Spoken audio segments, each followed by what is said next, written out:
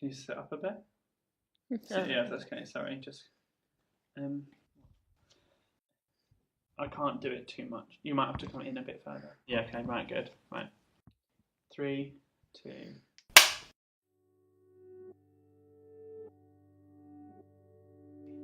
I've been called a fucking queer. Fag. Faggot. Puff. Queer. Dyke. Non-existent. Tranny. Butch. Lesbo, all that kind of thing.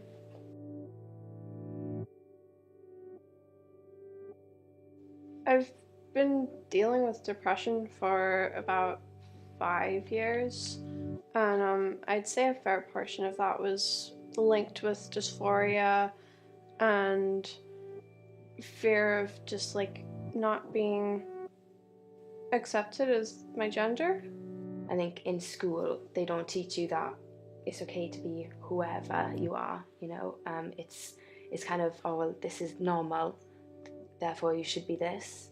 I got taught that penis goes in vagina and that's it. So I thought that I was the only one like me when I was growing up or in school, because I didn't get taught anything else.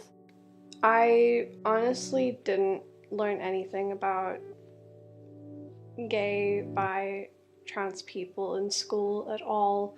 I remember actually wanting to tell my teachers, like when we were learning about sex ed, I wanted to tell them to be more inclusive because they just weren't. And at that point I knew more because of my online learning than I had from school.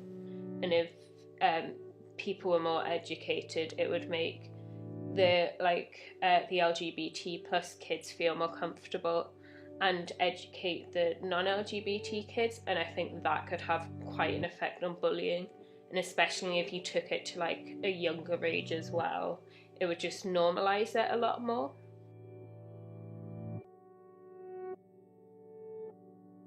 So with social media, I think I've experienced like both the really negative and the really positive side. So when I was a lot younger, we'll say around 13, 14, year 9 kind of area, I had like a lot of bullying on it, and then eventually I just like shut down all my social media accounts except for like a Tumblr account that no one I knew had access to. I've been quite active on Tumblr for a very long time. That was sort of where I met like the first non-binary people that I met, and I sort of became a part of like the LGBT community on there.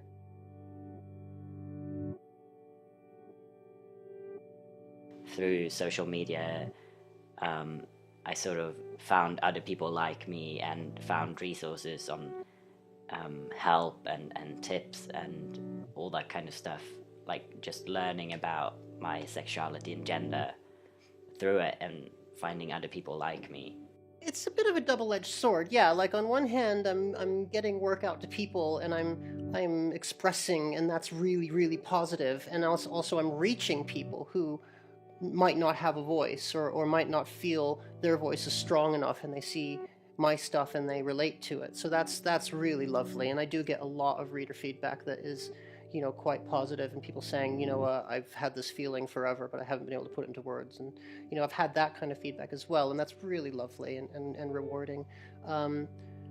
It just, there's always that chance, you know, of catching the bad. And the thing is, we tend to remember the bad more than the good.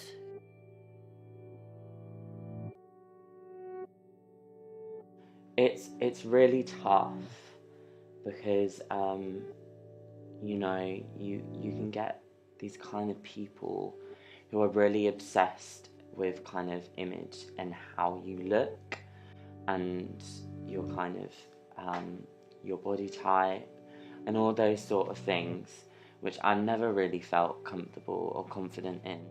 The effects it has on others can be devastating. You know, I've had people, other writers and things, say they can't get out of bed.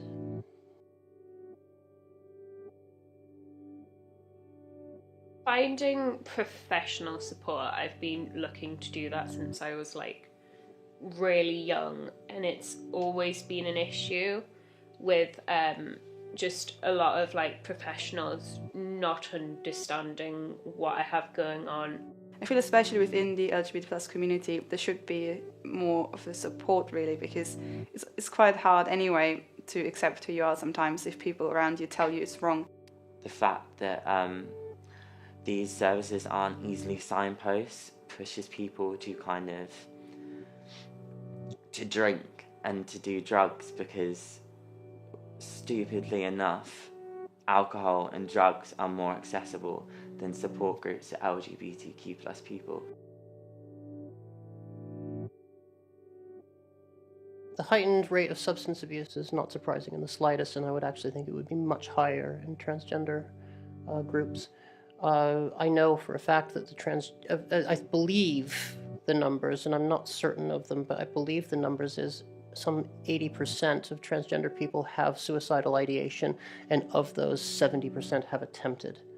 So the idea that you know, LGBT people turn to substances for whatever reason doesn't surprise me at all, and I would actually be very surprised if the rates in transgender groups weren't much, much higher.